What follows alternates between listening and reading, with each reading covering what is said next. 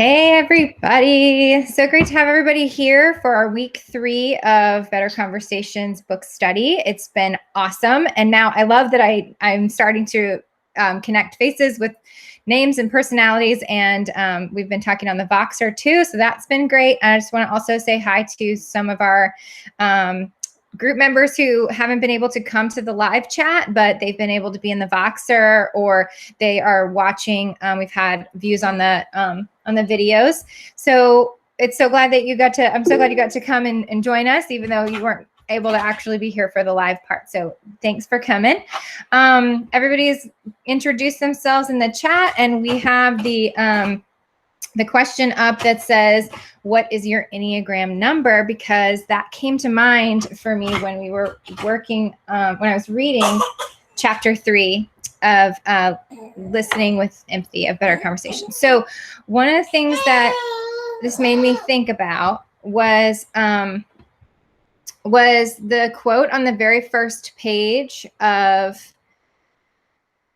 where is that? Here. The quote on the very first page of the chapter was, so much of communication depends on our ability to understand what our conversation partners think and feel. And I just thought that was one of the places where I feel like the Enneagram has been a helpful tool to start understanding people that you are working with and understand yourself. And so it looks like most of you have not determined your Enneagram number, which is totally okay. But I thought maybe it would be something that you maybe are not familiar with. So tell me, maybe, is anybody familiar with the Enneagram and who does know their number? We have at least one other person. That's me, Shelley, from South Carolina. We have read The Road Back to You, which is a really good read, and explains not only the strengths of your Enneagram number, but also the weaknesses and where maybe you need to work on some things. Mm-hmm. And then as a family, we do something on New Year's Eve every year, where we investigate some part of our personalities. And so we all took the Enneagram test, my kids and all of us did. And it was just so interesting. And I have really enjoyed understanding the kind of person I am better because of understanding that a little bit. So I highly recommend that book. Yeah, so there's a book called The Road Back to You, but I've actually, one of the things that's been helpful for me, and I set this up so I think I can share it with you, is there are a few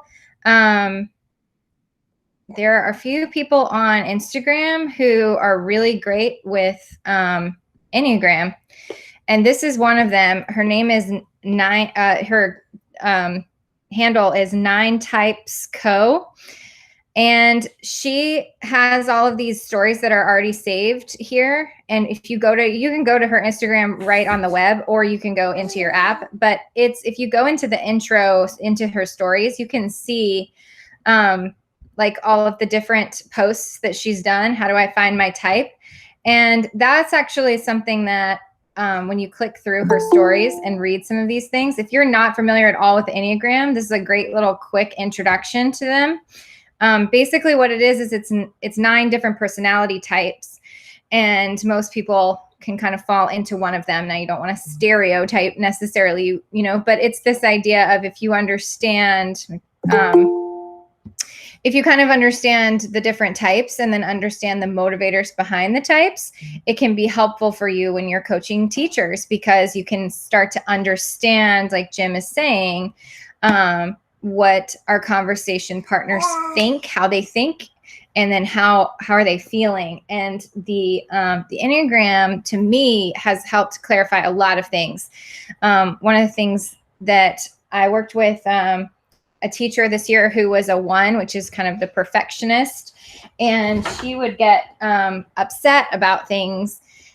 And I would not really always understand why she was so upset. And then finally, when I realized the 1, she was always upset about people who are not following the rules or doing things that the teachers had been kind of asked to do collectively. And so that was something that she would get kind of caught up in. But then I realized that sometimes that's a personality trait of a 1, for everything to want to be a kind of like perfect or everyone following the rules. So sometimes it helps to get in and understand yourself, so you understand the way you interact with people, because that helps you kind of better process what you're thinking, and then also understand and process other people. So it's just something to think about, especially since it's not something that you have interacted with before and it's new for you.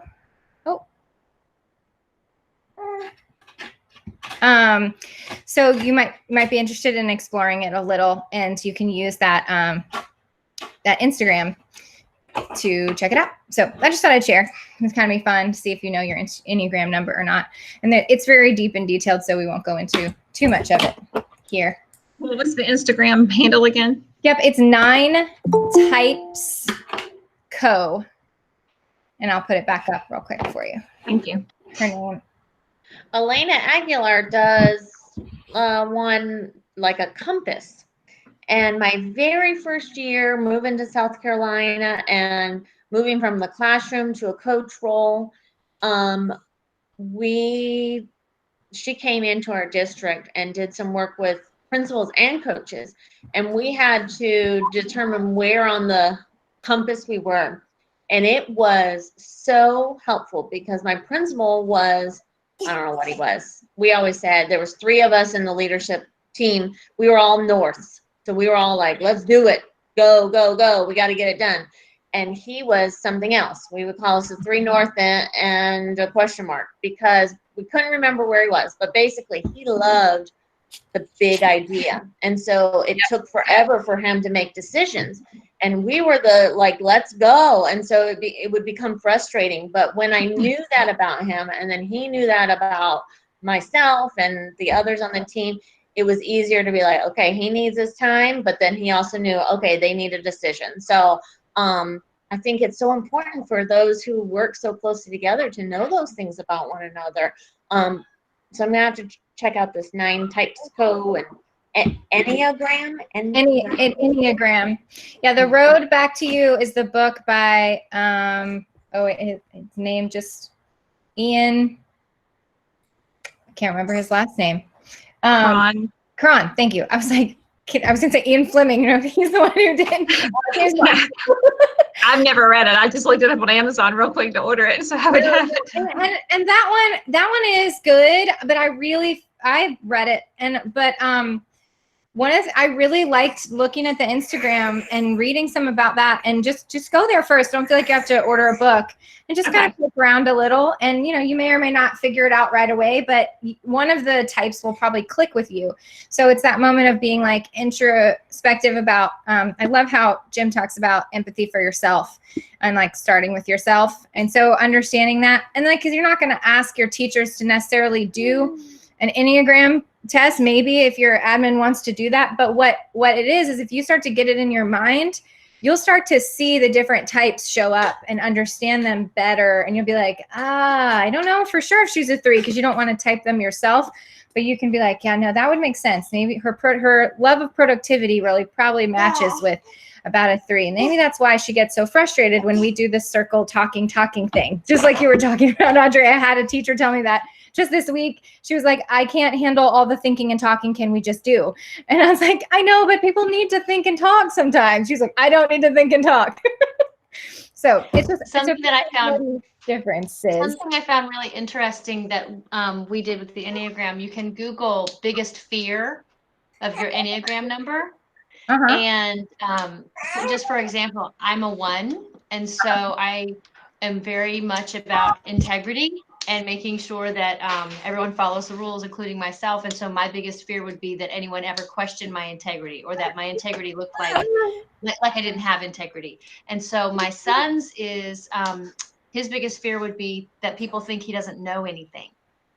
And so you can see where that would be really, or that he doesn't know what he's talking about. So you can see where if you were coaching a teacher and they were feeling like you were saying they didn't know what they were talking about, that could be a real hot button for them. It could be a real, place of contention. And so I just find it so interesting. And you don't have to know you don't have to pinpoint them and know their numbers exactly, but to know that if you ever question someone's integrity, just, even slightly with saying something in that sense, that it could be, ooh, that's what really throws them for a loop. So it's been so interesting to us. Yeah, absolutely. So just wanted to throw that out there, just more for fun than anything. But a great tool to think about if you're, if you want to think about that. So let me see what we had next here. Okay, so before we go into the chapter, I thought if you had a chance to think about your coaching beliefs, even if you didn't really get that far with them or you're not sure you love them, I wanted to see if you had a chance to think about those at all. And if you will, onto the Menti, if you'll put in any beliefs that you maybe landed on or that came to you that you're still thinking about. This is a word cloud Menti, so all of our different beliefs will go up into a word cloud. So if you'll take a minute and put something in there, I'd love to see if you thought of anything this week while you've been thinking about your coaching beliefs.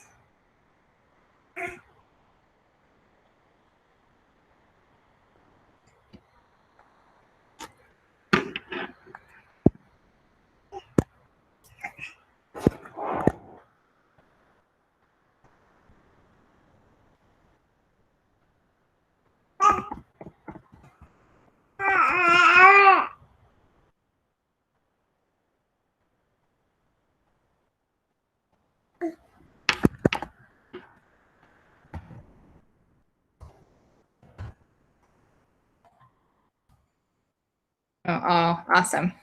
Some of those are coming in. That's great.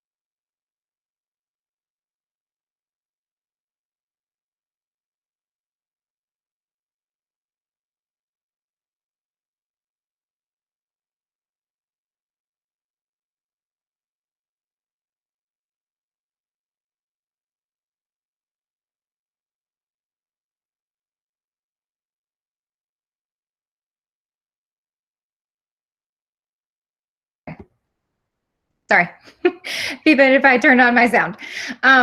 So those are great words. I love what you put there. I love, you know, teachers are professional. Teachers need feedback. Teachers need to be encouraged. This is great. Teachers asking questions. Those are all awesome. So does anybody want to share their thinking about their beliefs from the week? Anybody had any thoughts they want to share?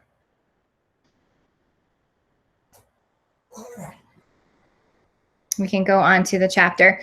But if you, just as you're going, as you're reading, keep thinking about those beliefs and forming them in your mind, because I think as you keep reading, there will be even more things that come to you. So that's awesome.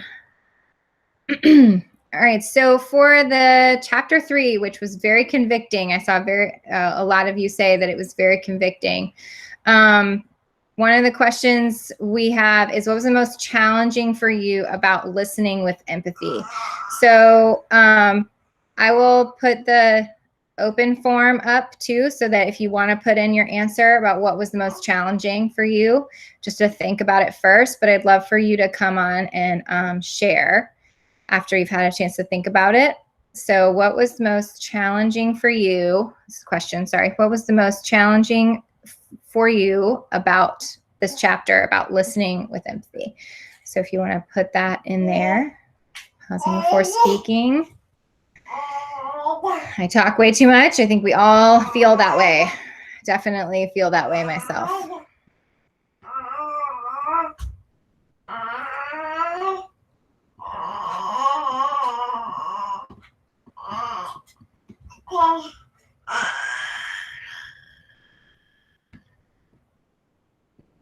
Awesome.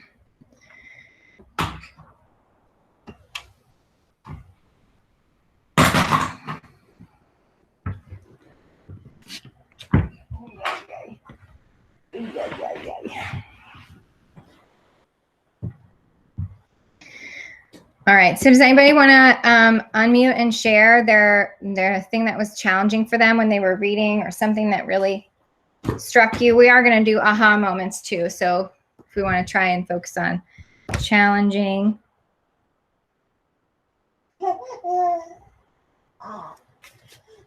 Anybody have anything?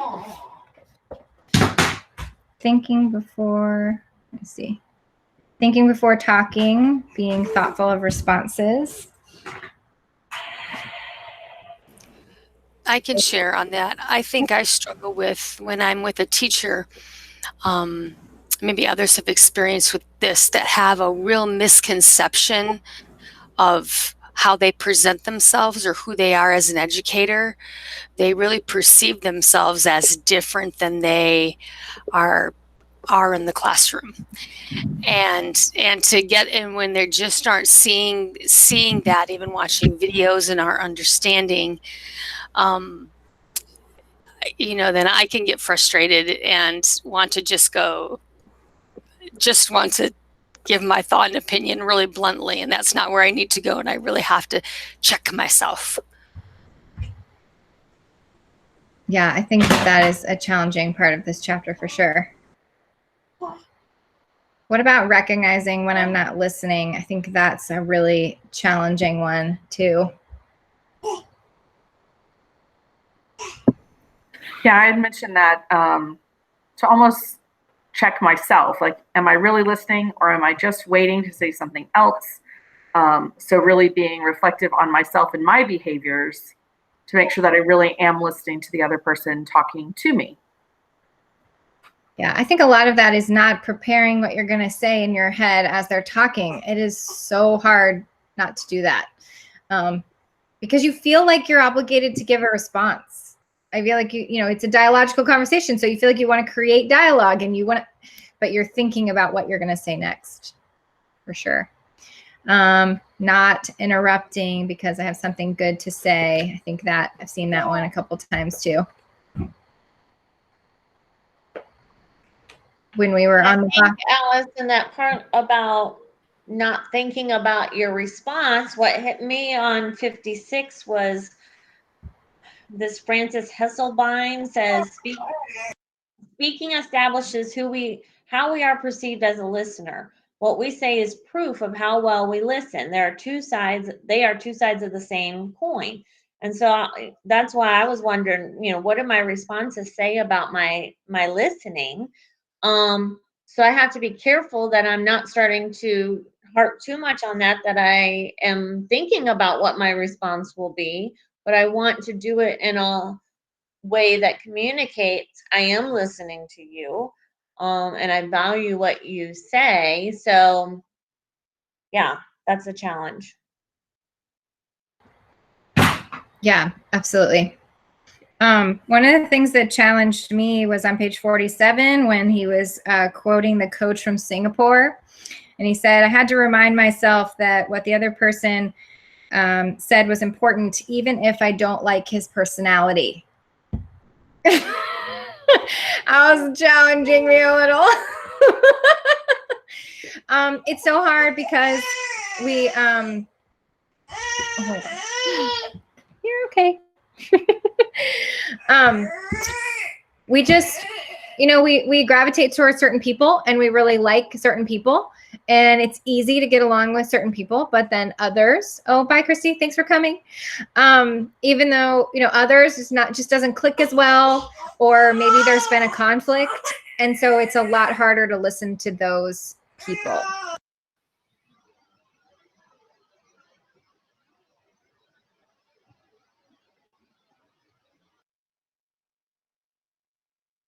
On that same page, on page 47, I also like that quote that he said, I really need to stop. I really need to not try to figure out motives of people and instead just think about what they are saying. And I started that for myself because I think I fall in that. And I just did the Enneagram, and I'm like a 2 in like relationships and loving and caring. And I've gotten better at it, I think, but I know I definitely, as a coach, have to continue to get better at it. So I always said as a teacher, put me in front of a room of teenagers, I'm fine. In my peers, I freak out because I'm so worried about how I'm perceived, what they think, what their motives are, and everything like that. But we definitely have to let that go and just realize it's not not think about the motives that were, in that way. And so I started and highlighted it, and that was just a part that spoke to me and what I kind of struggle with truly listening, when I'm trying to think like, well, where's this coming from? What are the instead of just what they're actually saying and what the moment is. I underlined both of those as well, but the bottom quote that Allison, you had quoted, I kind of took that to a part where I said, you know what, sometimes I bring the past into the future, and maybe a conversation I've had with that person in the past, or something that has come up, or something can maybe cloud a little bit of my judgment. And I kind of this year deemed it, I need to have an Anne of Green Gables moment. Every day is fresh with no mistakes in it. I need to walk into it fresh every single day, not with any assumptions that it's going to be like the last meeting or whatever.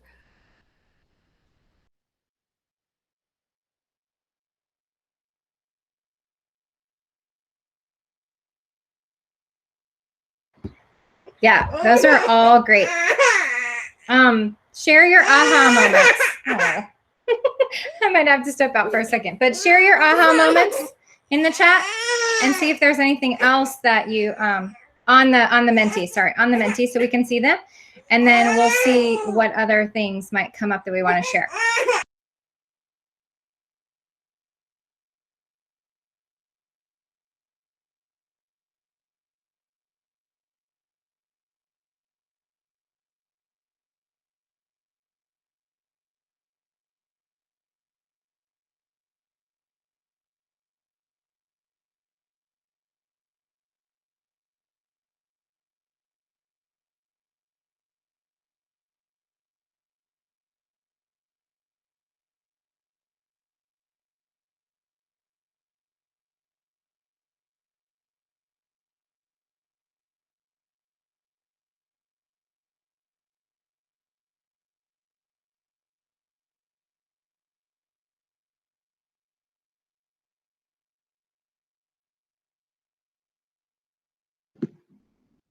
So I'm not going to type this, but I did want to say I really, really loved on page 45,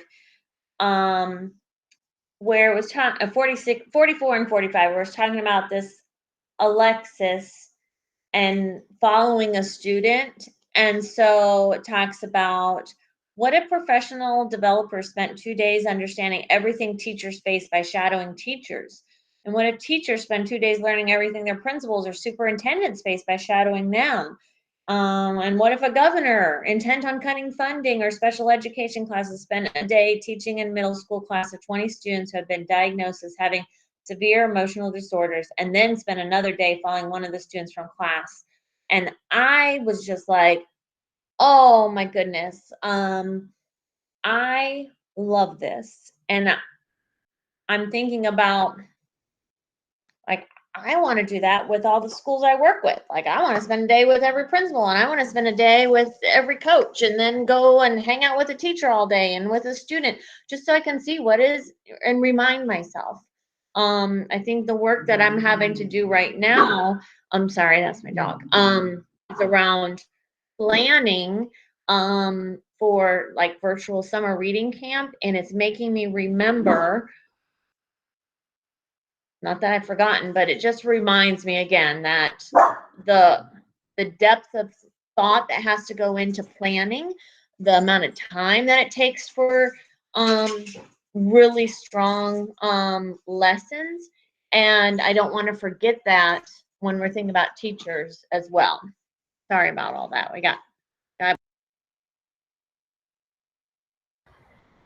No, that's great. I remember doing a really deep dive on that segment, and like going to find that blog and then connecting some other dots and being like, wow, this idea of student shadowing is really powerful. So I know that you that does have good impact. What else was an aha moment for you? that you put in.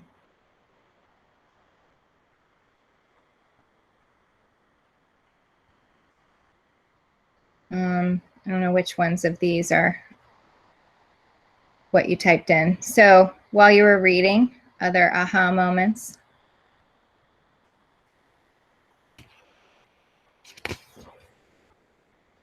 On page, what was it? 54, when it was talking about being the listener and not the speaker, and that if you can catch yourself that you're becoming too much of the speaker, you can still make that change within the conversation. The idea to make a point to ask a question that hands the conversation back to your partner. So as you're becoming more aware of it, you can change right in the moment, trying to reflect on the right now and just kind of stop and take a step back for yourself. And while you can definitely learn about it for the future, like, don't think you can't change right then. So I think that was a good thing to remember. Like, if you catch yourself, fix it. And then you can learn from that as it goes on as well. I love that. That was kind of why I put together this right here, this looking back, looking at, looking ahead. Of course, Jim has his sheets in the book, and I linked to those in the course too. So if you want like the downloads of the ones that he have, they when he was describing it, which is early in the chapter, when he's describing that idea, it felt more like, or I guess it's on page 50, so maybe in the middle of the chapter. It felt more like this chart that I made here, this idea of like, take one teacher and like look at a previous interaction you had with them, and then think about what you maybe did in response to it, and then think about what you're going to do next with them. And I really liked that. So even though I liked the way he asked the questions and he has like the extensive worksheet, I liked the idea of just taking a minute and thinking about a teacher and just doing look back, look at, look ahead. And I filled this out thinking about a teacher that I worked with previously who was a real challenge, like real challenge. Like, it was very difficult to work with him. I did not agree with any of his philosophy of what he was talking to me about. And so it was extremely hard to listen to him. And so my best approach to that was to just do my best to listen and write everything he was saying so that I couldn't interrupt him because I had to write it all down, and try to ask him questions. It was just very tricky, but every time I left a conversation with him, I had to really be very reflective about how I'm going to look at the situation and what am I going to do with my next interaction with him. And I tried not to run. That was also difficult too, when you are in a really difficult conversation and you want to just run away and avoid that person at all costs. So in this one, I tried to think about ways where when I approached him again, I prepped questions and I thought about ways that I might change the situation. And one of the ways in this particular example, I put up there was that I asked him if I could come to his classroom. And of course he said, yes, you're welcome to come and see how I do it. I was like, okay, great. And so then we could work on concrete things. And I had concrete things to talk about rather than this philosophical approach that he was kind of coming at me in lecture style with. So anyway, I shared this with you. This is available if you want it, but it's just it helped me to think about how you might look back at one, and then look forward. So, what you're talking about, Jessica, I really like the idea of you can pivot in the conversation. While the conversation is going, you can catch yourself and you can pivot. And then I think too, when we become overwhelmed with maybe somebody else's emotion, which is what we're going to talk about next week too, how we can pivot when we step away and we're reflective and we get away from it, and then we can pivot on the next conversation. So I love that you can pivot right in the moment. That's true. And also you can pivot when you leave that conversation, and you can come back into it in a better way if you can get your mind around, hey, this could be different than it was last time. Good. Other aha moments? Anybody else have another aha moment?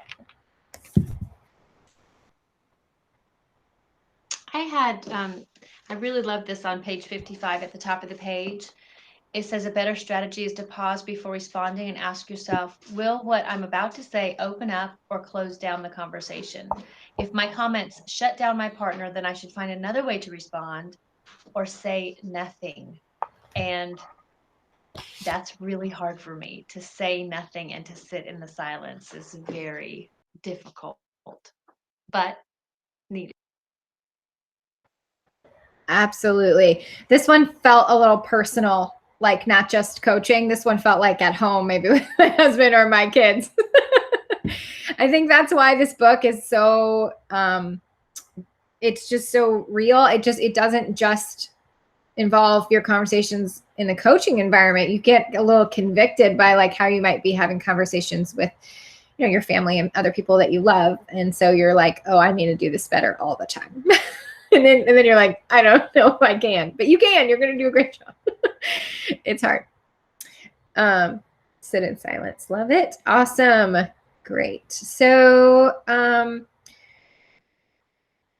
what made you want to reflect or change something about your coaching? Now, I know we've kind of already talked about that, but if there's something that was really concrete that you saw that you're like, I need to change this, go ahead and type that into the Menti and we'll see some more responses come in for that. I'm going to change something on here so these responses don't keep flowing.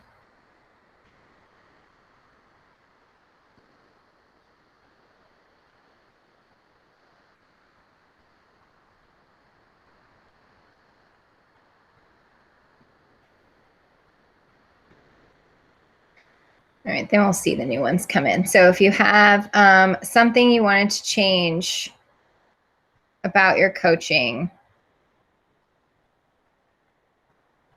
you can put that in.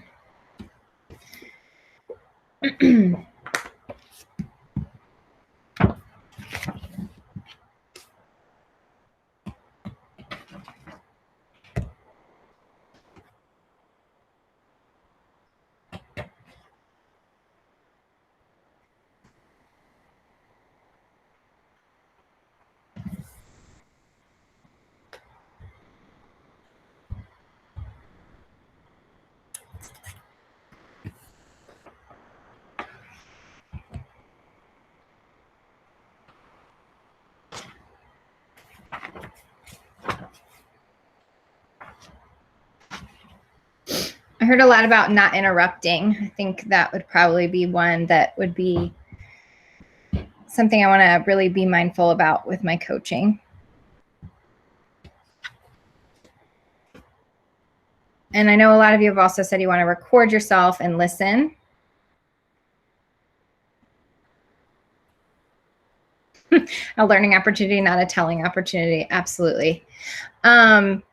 This actually, I was going to tell you about this. So this is a good little segue.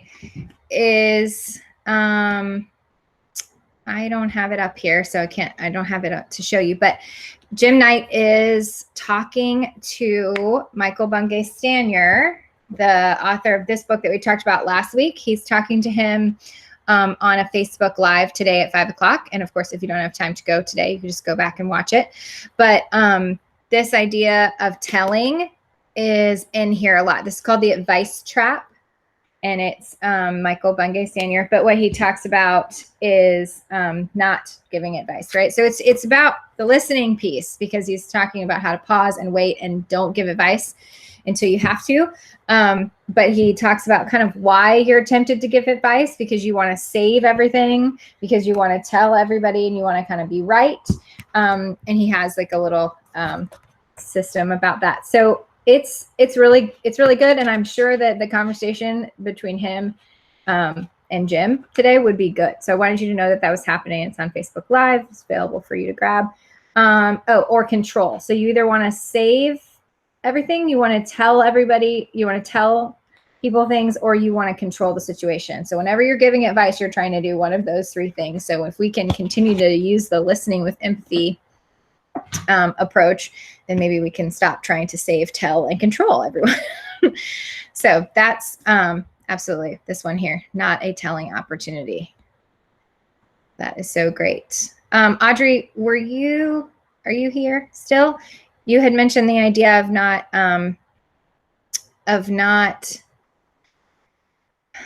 what you were just talking about on the Vox was really great. Can you share that?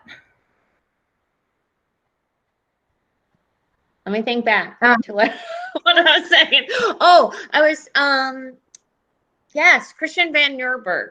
He's from, oh gosh, it's so confusing. I think he lives in Australia now. But anyways, him and Jim Knight are doing a lot of work together, and he has a book called The Introduction to Coaching Skills, but he has another one out called Advanced Coaching Skills. But in the Introduction to Coaching Skills, he talks about how when you're having a conversation with someone just on a personal level, one way you keep the dialogue going and just show you're relatable is that when someone tells a story and you have something similar, you share your own story. And so it comes this back and forth.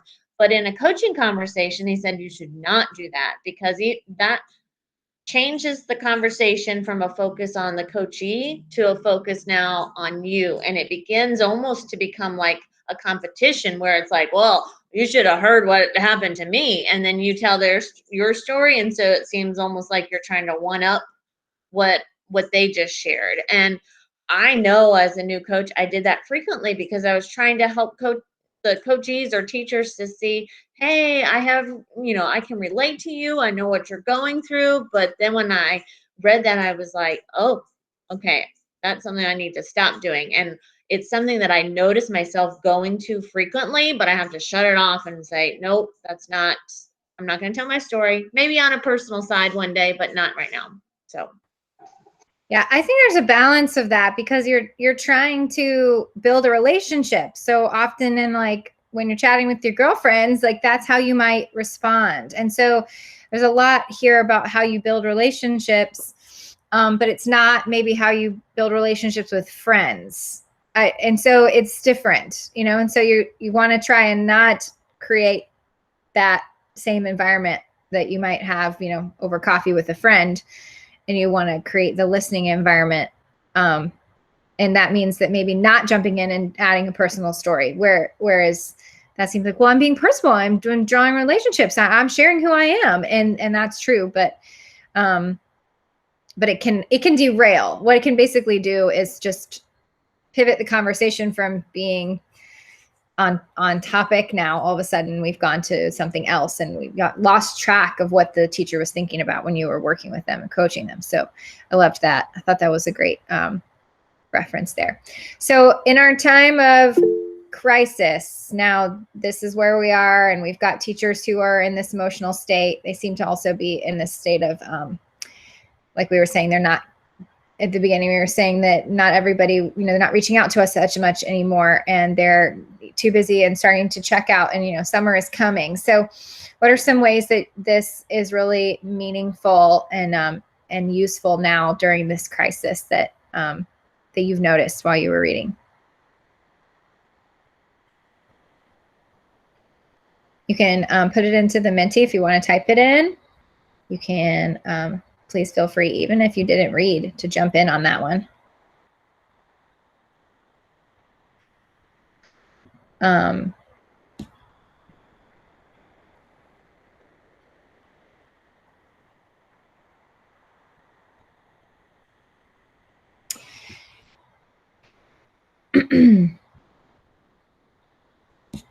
I think we all can have empathy in some sense in this situation because we're all experiencing loss and of lots of things. There's different areas of loss, but I think this is an opportunity where we are the same. We're all jumping into new realms and new things and challenges and technology overload, juggling kids, home, finding food at the grocery store, all of that.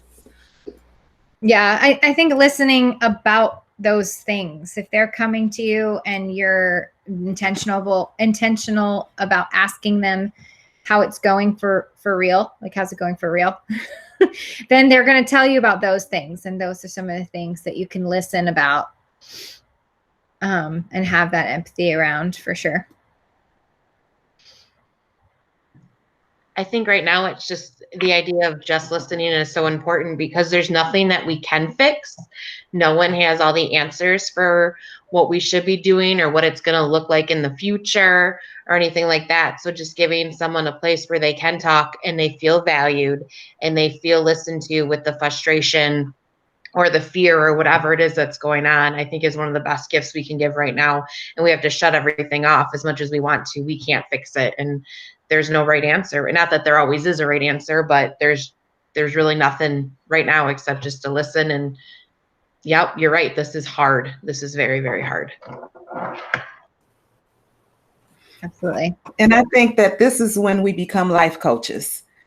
We take off the instructional coaching hat and we put on a life coaching hat. And we infuse that with being empathetic and being understanding about where they are right now during this point, in this point of time, because there are so many things that are happening. And I, as a coach, didn't want to impede with them doing everything else, because although we're in this great technology age, a lot of teachers I have found are not that tech savvy. And so just being in a virtual space is a big learning curve for them. In fact, I was a little late coming on because I was leaving the meeting with the other district literacy coach, and she was explaining to me that one of her teachers was, all of her time was consumed making her worksheets editable so the students could type into them.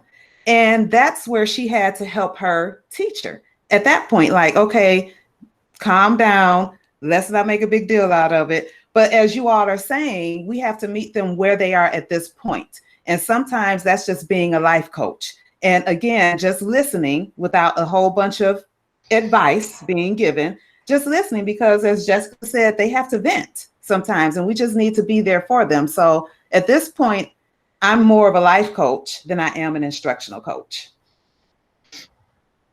Yeah, we found that too. I think we talked about that a little bit last week as well.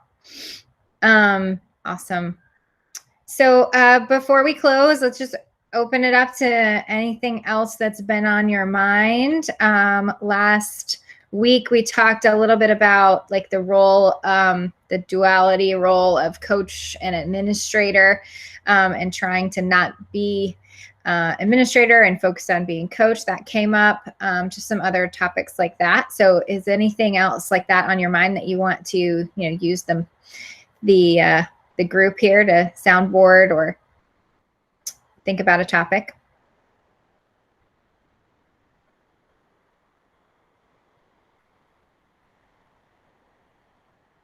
Any big questions on your mind?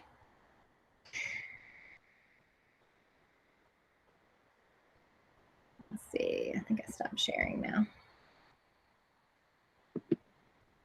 So I'm wondering what other states or districts are doing as prepping for next school year, and thoughts around that, and just to get ideas. Yeah, absolutely. It's been helpful to kind of see some of the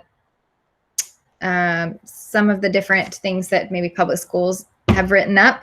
I work in an independent school, so it's helpful to kind of see what the public schools are doing. Jenny, do you have things you maybe want to share about what your school's doing? So, like Allison, I'm in an independent school, and we've been brainstorming for a few weeks about the fall, and we did roll a few things out yesterday to the staff. We're changing in the high school their day, so they'll only be there from 8 to 2, and they're going to do a block schedule, A day and B day, to cut down on interactions socially. So even the high schoolers will have to eat lunch in their own, like in a classroom. We've taken out their like social interactions, as far as they have something called break every day, where they get like a 20-minute break where they go to the lunchroom or just hang out. The lower school is going to stay on a regular schedule, but we've capped our class sizes at 15. And then we've had to think about which like co-curricular classes should be in the classroom. So we've already canceled all of our fall performances and field trips. It's so disheartening to go ahead and do those things now, but they figured it would be better to go ahead and set that expectation. And then if we can add stuff back in, it will be more exciting. And then of course we've stopped hiring more people right now because, the economy and people not having jobs. And we're really trying to use people in different ways that we might not have before, because the needs in the school will probably look a little different in the fall than they have every other year.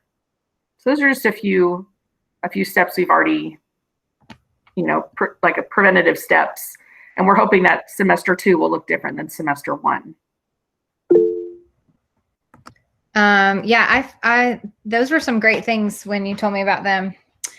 And that's really like, you guys have a good plan in place, or at least something that this is what you're going to go forward with. I think the biggest thing is what we know and what we don't know. I popped into the chat this article from Heidi Hayes Jacobs that she published on her blog, and I really like. I'm going to share the screen with you so you can see part of it. But I like what she talks about, this idea of what we know and what we don't know. And I think as instructional coaches, some of the things that we're going to have to be thinking about is how to help teachers with the slump that's going to happen. But, what we don't know, when we're going to return, geographically where and how it will occur, what procedures and school distancing will be in play, what we do know. Different policy responses would be likely a resurgence of the coronavirus, and we can't pick up where we left off. So I liked even just those things to be thinking about. Oh, well, you're right. So this is a good article. You might want to check it out in terms of thinking about things for next year. But one of the things that it really talks about too is identifying where the learners are at the beginning of the year and having assessment tools for that, because we're talking about, making up the time from COVID, but also making up for the summertime. And so we're going to have to assume that students are not coming in at the same place that they maybe normally come in at the beginning of a new school year. And how can we build formative assessments and meaningfully use that data to instruct? And I think that will be a place where we'll need to really support our teachers, because the thing that will hit them hard is they can't do what they've always done. And so your teachers are going to want to just go back and do what they've always done. I always start my year here, and I always do this first, and I always do this in October. And they often will like theme related things, especially your elementary teachers, about different holidays and things. And so like things might not land where they used to land in the school year anymore with this approach. So, and all year long, they're going to be continuing to have to redesign and edit and change, because it can't anyway. So it's going to hit them hard. And I think they're going to try and escape right now and go into summer and be like, oh, yay. So we're going to have to help them with that when it hits them hard, is that everything is going to have to change next year. They can't do anything in the order they did. They can't spend the same amount of time they used to spend on it. And that's going to be tricky. So that's kind of something I'm thinking about, is how do you support teachers with that? How do you facilitate some vertical team meetings to help with that? I think our school has been sort of toying with the idea, a couple different things, of the first 2 weeks back in the fall, if that's going to be what's happened, that they would go back to their current grade level they left behind for some closure and maybe some review, and some just the idea that having the students, and I'm in a very rural area, and we're just starting to we haven't even reached the top of the COVID yet. We're just maybe going to hit that next week. So we're still right in the throes of all of this, just because of our geographic location. And we're one school, tiny district. And so, but we're thinking of just going back and saying, here's a couple of weeks to have some closure. These are my friends. Another part of my life, I teach online in China, and I have a lot of personal friends of parents of students I teach, and I've been really following kind of what they're doing to reintegrate, and they're starting to go back to school. And I'm really careful about what I share with teachers here, because it's pretty darn scary. And I think that right now, we're not really able to process or handle all of what's going to change and happen, and how life is going to be probably is different than it will be. Wow. I just think we have to be future thinking. And this was really difficult for me at the beginning of this process, because everybody just wanted everything to go back to normal, and including myself. But I finally got to a place where I could get over that hump, and I need to start thinking in the future, like, how is this going to change education? Like, change education, and trying to see what bloggers and authors are writing and saying about these things. it was helpful to listen to Michael Fullen and Jim Knight the other day. They did a conversation on Facebook. You can go and see that on the Instructional Coaching Group Facebook page. And Michael Fullen was talking about like the future of education and here's where it's going to go next. And like, we need to be ahead of our teachers so that we can support them with the move. Kind of like you're talking about, Mary Jane. You're like, I know what's going on. I know what's going on in China, but if we can be thinking about that, what is this going to change? Then we'll be able to help anticipate what the teachers are going to get hit with for sure. We're going to get together next week in small groups if people are comfortable to start talking about that very thing. So we can't come back in the fall with the same unit starting on week 1.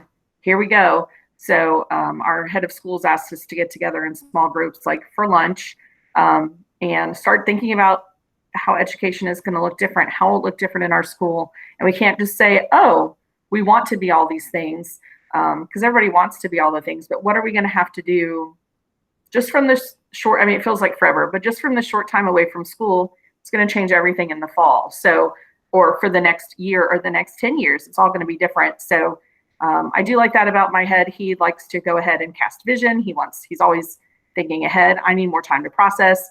So he kind of gave me a heads up. We're going to start doing this, but we're going to start doing it on Monday. So, but at least we have the opportunity to do that. Not all schools have that opportunity, or the net. They can't throw the net as wide as we can. So it's a conversation I've never had before in all my years in education. Like, hey, let's talk about how we're going to change things. So that's something we're headed towards. Oh, that's great. Thanks for that, Jenny. Let us know how those goes next week. When you were talking about formative assessment, we were just having a meeting. I'm the assessment director also for our district, and we do Fast Bridge. I don't know if anybody's familiar with that, but that's what our basic assessment is. And our superintendent wanted to try to give it virtually. And I thought about it and thought about what that looked like. And I said, we had just given the winter pretty close to when we ended and left school. And maybe it's just better to wait. We don't know. All of our students aren't going to do it. If you're looking for overall school data, it's not going to give you that. And plus, you don't know if they're getting help, not help, whether you give directions or not. And then our goal is to get that done as soon as possible, maybe even a week before school starts, and bring kids in to give that so that we can see, because if you're at risk, you're not going to most likely not be at risk because you've been at home for 6 months. We're just going to have more. And then it's a whole classroom, a whole school intervention. It's a change of where we're starting. So that if we have a good starting idea of where our kids are at and what we've lost, we'll know where to begin. Yeah, I agree. And then I think that's the place where we ran into an issue, is that we usually use the MAP test, which is a benchmark test. And so like we couldn't give it here in the spring because it's virtual. It is something they do on their iPads, but you can't create the testing environment you need, right? So we couldn't do that. And so coming into the year, if they come into school and we're not doing virtual, maybe we can do that and get a sense of where they are. But what if we're virtual? What if we can't go back to school yet, or that's what our school chooses? How would we assess in a standardized way, or something that gives you that data that you need? And then teachers having to truly like respond and change what they're teaching, teaching the level below. I think that also begs the question, like, do your teachers understand the standards well enough? And maybe in a public school environment, that's something you guys work through a lot more. But in our independent school environment, we're still getting to really process, understand, unpack. I love, you said learning progressions, Audrey, like having that for our teachers.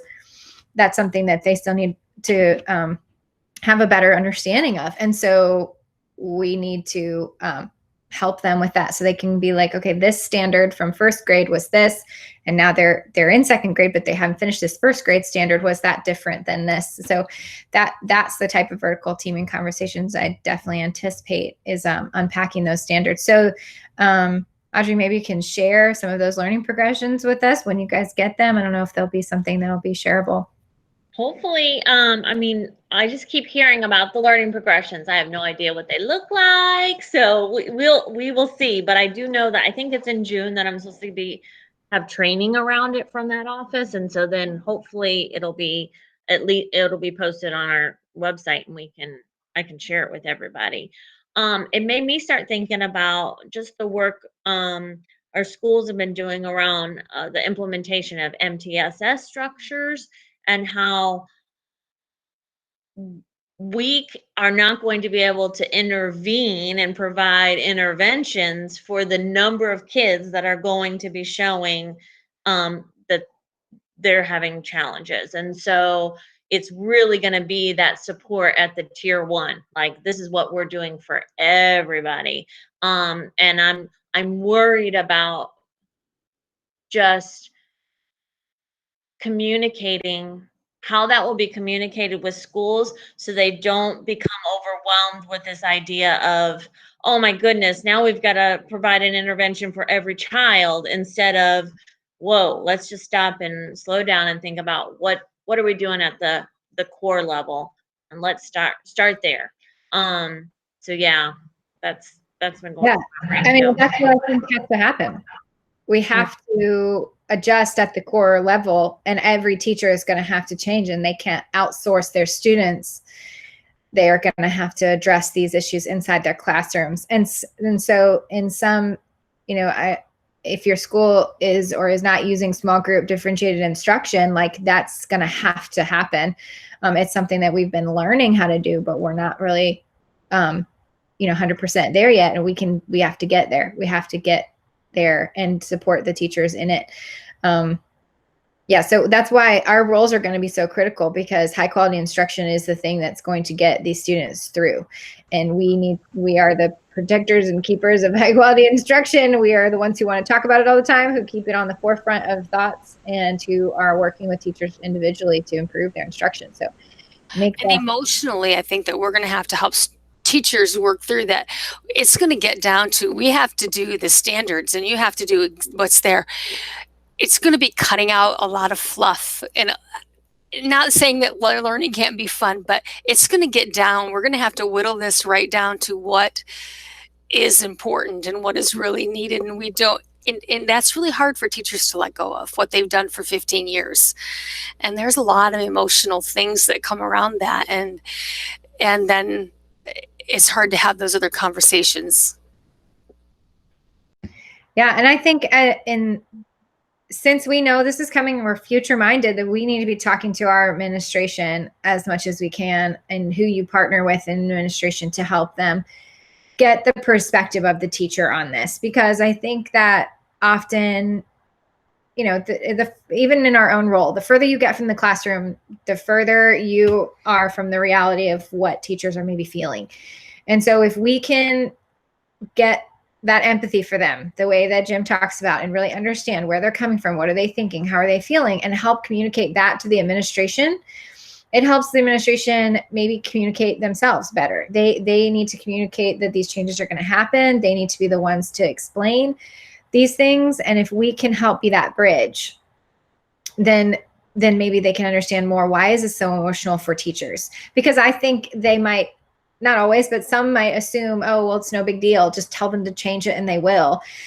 We've got to really understand the emotional hearts of teachers and how tightly they hold to the things that they love to teach. And I know you guys know that, but I think it's important to understand our teachers well, so we can advocate for them to the admin.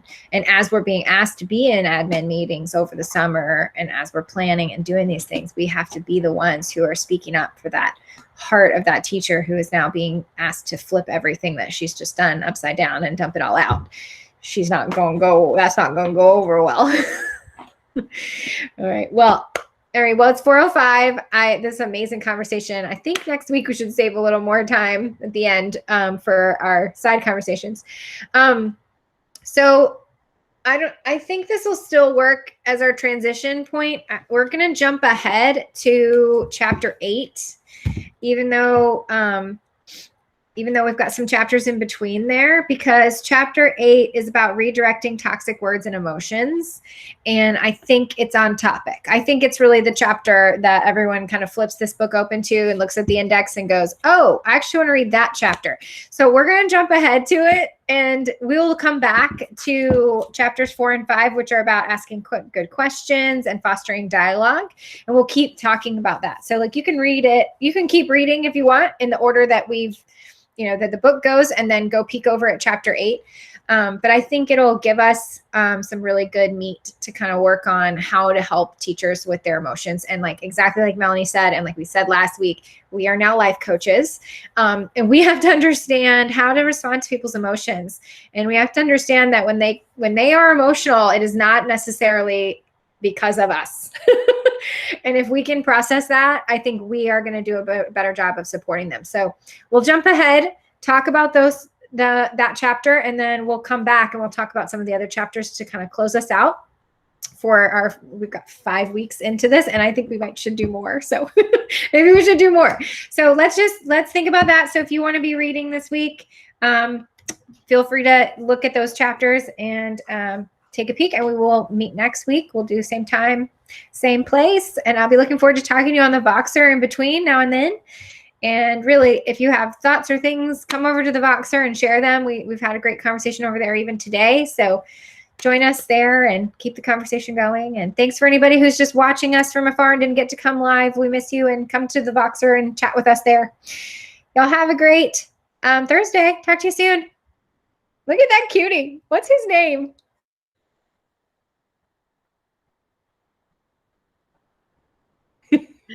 This is Emmett. He's 5 months old. Oh, he's adorable. Hey, Emmett. Thank you. Say hi. Oh, Say hi. oh, my summer girl is 7 months. So, Okay. but I took her downstairs. So her name is Summer. Yeah. Well, my husband grabbed him for a little bit, but his phone just went for work. So it's just, back and forth, back and forth. I know. Well, let's go be mamas. Y'all have a great afternoon. Bye. Where is he?